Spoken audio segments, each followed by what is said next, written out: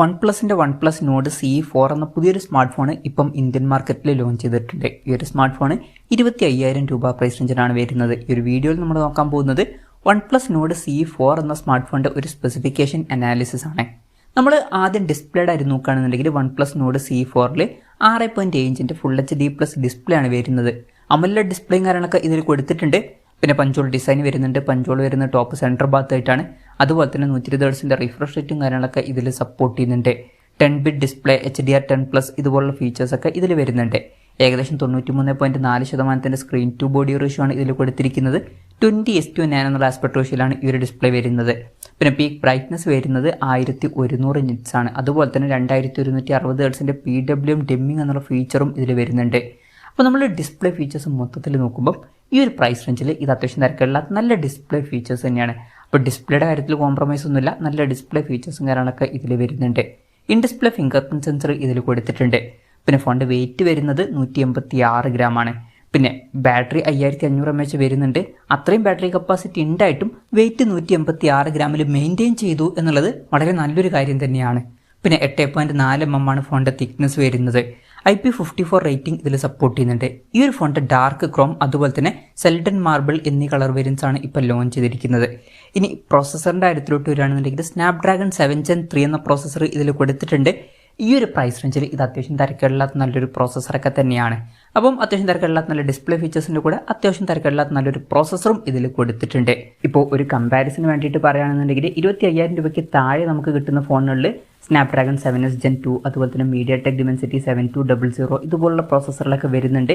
ഈ പ്രോസസ്സറുകളെക്കാളൊക്കെ കുറച്ചും കൂടി പവർഫുൾ ആയിട്ടുള്ള ഒരു പ്രോസസ്സറാണ് സ്നാപ്ഡ്രാഗൺ 7 Gen 3 എന്ന പ്രോസസ്സർ.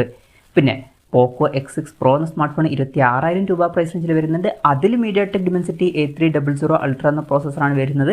അതിൻ്റെ അത്ര പവർഫുൾ അല്ല, എന്നാലും ഈ ഒരു പ്രൈസ് റേഞ്ചിൽ ഈ ഒരു സ്നാപ്ഡ്രാഗൺ 7 Gen 3 എന്ന പ്രോസസ്സർ അത്യാവശ്യം നല്ലൊരു പ്രോസസ്സറാണ് എന്ന് പറയാവുന്നതാണ്. അപ്പോൾ നല്ലൊരു പ്രോസസ്സറും ഈ ഒരു ഫോണിൽ കൊടുത്തിട്ടുണ്ട്. 5G സപ്പോർട്ട് വരുന്നുണ്ട്. 7 5G ബാൻഡ്സ് വരുന്നുണ്ട്. പിന്നെ ഫോണിൻ്റെ ബേസ് വേരിയൻറ്റിൽ 8GB റാമും 128GB ഇൻറ്റേർണലുമാണ് വരുന്നത്. 8GB റാമും 256GB ഇൻറ്റേർണലുമായിട്ട് വരുന്ന ഒരു വെർഷനും വരുന്നുണ്ട്. LPDDR4Xൻ്റെ റാമും അതുപോലെ തന്നെ UFS 3.1 സ്റ്റോറേജ് ടൈപ്പും ഇതിൽ കൊടുത്തിട്ടുണ്ട്. വെർച്വൽ റാം എന്നുള്ള ഫീച്ചർ വരുന്നുണ്ട്. അതായത് എക്സ്ട്രാ റാം വേണ്ട സമയത്ത് ഇൻറ്റേർണൽ മെമ്മറിയിൽ നിന്ന് കുറച്ച് മെമ്മറി എടുത്തിട്ട് അത് റാമായിട്ട് യൂസ് ചെയ്യുന്നതായിരിക്കും. അങ്ങനെ 8GB റാം വരെ എക്സ്ട്രാ നമുക്ക് ലഭിക്കുന്നതായിരിക്കും. പെർഫോമൻസിൻ്റെ കാര്യത്തിലും കാര്യമായിട്ടുള്ള കോംപ്രമൈസുകളൊന്നുമില്ല. അത്യാവശ്യം നല്ല പ്രോസസ്സറും ബാക്കി ഫീച്ചേഴ്സും ഒക്കെ ഇതിൽ കൊടുത്തിട്ടുണ്ട്. പിന്നെ മെമ്മറി എക്സ്പാൻഡ് ചെയ്യണമെന്നുണ്ടെങ്കിൽ ഹൈബ്രിഡ് സിംസിലോട്ട് ഇതിൽ വരുന്നുണ്ട്. അതായത് മെമ്മറി കാർഡ് യൂസ് ചെയ്യണമെന്നുണ്ടെങ്കിൽ യൂസ് ചെയ്യാം, പക്ഷേ മെമ്മറി കാർഡ് യൂസ് ചെയ്യണമെന്നുണ്ടെങ്കിൽ ഒരു സിമ്മ് മാത്രമേ യൂസ് ചെയ്യാൻ പറ്റുള്ളൂ. പിന്നെ അക്വാ ടച്ച് ഡിസ്പ്ലേ എന്നുള്ള ഫീച്ചർ ഇതിൽ കൊടുത്തിട്ടുണ്ട്. അതായത് ഇപ്പം ഫോണിൽ വെള്ളമായാലും നമ്മൾ ടച്ച് ചെയ്യുമ്പോൾ മിസ് ടച്ചും കാര്യങ്ങളൊന്നും അധികം സംഭവിക്കില്ല. വെള്ളമായാലും നമുക്ക് നല്ല രീതിയിൽ തന്നെ ടച്ച് ചെയ്ത് യൂസ് ചെയ്യാൻ പറ്റുന്നതായിരിക്കും. IR ബ്ലാസ്റ്റർ എന്നുള്ള ഫീച്ചർ ഇതിൽ വരുന്നുണ്ട്. അപ്പം ഈ ഫോൺ റിമോട്ടായിട്ട് യൂസ് ചെയ്യാൻ കഴിയുന്നതായിരിക്കും. പിന്നെ X-ആക്സിസ് ലീനിയർ മോട്ടർ ഇതിൽ കൊടുത്തിട്ടുണ്ട്, നല്ല വൈബ്രേഷൻ എഫക്റ്റിന് വേണ്ടിയിട്ട്. സ്റ്റീരിയോ സ്പീക്കേഴ്സും കാര്യങ്ങളൊക്കെ ഇതിൽ വരുന്നുണ്ട്. ഹൈറസ് ഓഡിയോ സപ്പോർട്ട് ചെയ്യുന്നുണ്ട്. 3.5 ഓഡിയോ ജാക്ക് കൊടുത്തിട്ടില്ല. പിന്നെ ആൻഡ്രോയിഡ് 14 ബേസ് ആയിട്ടുള്ള OxygenOS സോഫ്റ്റ്വെയർ ആണ് ഈ ഫോണിൽ വരുന്നത്. ഈ ഒരു ഫോണിൽ 2 കൊല്ലത്തെ OS അപ്ഡേറ്റും അതുപോലെ തന്നെ 3 കൊല്ലത്തെ സെക്യൂരിറ്റി അപ്ഡേറ്റ്സും കാര്യങ്ങളൊക്കെ ലഭിക്കുന്നതായിരിക്കും. ഇനി ക്യാമറയുടെ കാര്യത്തിലോട്ട് വരികയാണെന്നുണ്ടെങ്കിൽ ഫോണിൻ്റെ പിന്നിൽ ഡ്യുവൽ ക്യാമറ സെറ്റപ്പാണ് വരുന്നത്. 50 മെഗാപിക്സലിൻ്റെ 1.8 അപ്പേഴ്സിൽ വരുന്ന മെയിൻ ക്യാമറ സെൻസർ ഈ ഫോണിൽ കൊടുത്തിട്ടുണ്ട്. ഇത് സോണി LYT600ൻ്റെ സെൻസറാണ്. ഇതിൽ OSൻ്റെ സപ്പോർട്ടും കാര്യങ്ങളൊക്കെ വരുന്നുണ്ട്. സെൻസർ സൈസ് വരുന്നത് 1/1.95 ഇഞ്ചാണ്. പിന്നെ 8 മെഗാപിക്സലിൻ്റെ f2.2 അപ്പേഴ്സിൽ വരുന്ന സോണി IMX 355ൻ്റെ അൾട്രാ വൈഡ് ആംഗിൾ ലെൻസും ഇതിൽ കൊടുത്തിട്ടുണ്ട്. ഫ്രണ്ടിൽ 16 മെഗാപിക്സലിൻ്റെ f2.4 അപ്പേഴ്സിൽ വരുന്ന സെൽഫി ക്യാമറയാണ് കൊടുത്തിരിക്കുന്നത്. ഓൺ പേപ്പർ ക്യാമറ സ്പെസിഫിക്കേഷൻ നമ്മൾ നോക്കുകയാണെന്നുണ്ടെങ്കിലും അത്യാവശ്യം തിരക്കേടില്ലാത്ത ഒരു ഓൺ പേപ്പർ ക്യാമറ സ്പെസിഫിക്കേഷനൊക്കെ ഇതിൽ വരുന്നുണ്ട്. അതിലും വലിയ കോംപ്രമൈസുകളൊന്നും വരുന്നില്ല എന്നൊക്കെ തന്നെ പറയാവുന്നതാണ്. പിന്നെ പ്രത്യേകം ശ്രദ്ധിക്കേണ്ട കാര്യം, നമ്മൾ ക്യാമറ ടെസ്റ്റിംഗ് നടത്തിയിട്ടില്ല, ജസ്റ്റ് ഓൺ പേപ്പർ ക്യാമറ സ്പെസിഫിക്കേഷനെ പറ്റി മാത്രമാണ് പറയുന്നത്. ബാറ്ററിയുടെ കാര്യം പറയുകയാണെന്നുണ്ടെങ്കിൽ 5500 mAh ബാറ്ററി വരുന്നുണ്ട്. അപ്പോൾ നല്ലൊരു ബാറ്ററി കപ്പാസിറ്റി തന്നെ ഇതിൽ വരുന്നുണ്ട്. അതുമാത്രമല്ല 100 വാട്ടിൻ്റെ ഫാസ്റ്റ് ചാർജിങ് സപ്പോർട്ടും വരുന്നുണ്ട്. ഈ ഒരു പ്രൈസ് റേഞ്ചിൽ അത് നല്ലൊരു ചാർജിങ് സ്പീഡും തന്നെയാണ്. Type-C ചാർജിങ് പോർട്ടും ഇതിൽ കൊടുത്തിട്ടുണ്ട്. അപ്പോൾ നല്ലൊരു ബാറ്ററി സെറ്റപ്പ് തന്നെ ഇതിൽ വരുന്നുണ്ട് എന്ന് പറയാവുന്നതാണ്. അപ്പം ഇതൊക്കെയാണ് മൊത്തത്തിൽ ഫീച്ചേഴ്സിനെ പറ്റി പറയാനുള്ള കാര്യങ്ങൾ.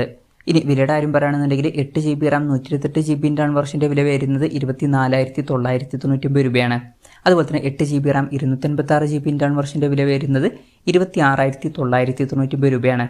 ഏപ്രിൽ 4 മുതലാണ് ഫോണിൻ്റെ സെയിലും കാര്യങ്ങളൊക്കെ സ്റ്റാർട്ട് ചെയ്യുന്നത്. പിന്നെ ഫസ്റ്റ് ദിവസം തന്നെ ഫോൺ മേടിക്കുകയാണെന്നുണ്ടെങ്കിൽ 2200 രൂപ വിലയുള്ള OnePlusന്റെ നോഡ് ബഡ് 2R ഫ്രീ ആയിട്ട് ലഭിക്കുന്നതായിരിക്കും.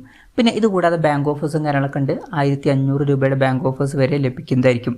എന്തായാലും ഓവറോൾ നോക്കുകയാണെന്നുണ്ടെങ്കിൽ 25,000 രൂപ പ്രൈസ് റേഞ്ചിൽ ഇതിൽ അത്യാവശ്യം നല്ല ഫീച്ചേഴ്സൊക്കെ തന്നെ വരുന്നുണ്ട് എന്ന് പറയാവുന്നതാണ്. അങ്ങനെ വലിയ കോംപ്രമൈസുകളും കാര്യങ്ങളൊന്നും വരുത്തിയിട്ടില്ല.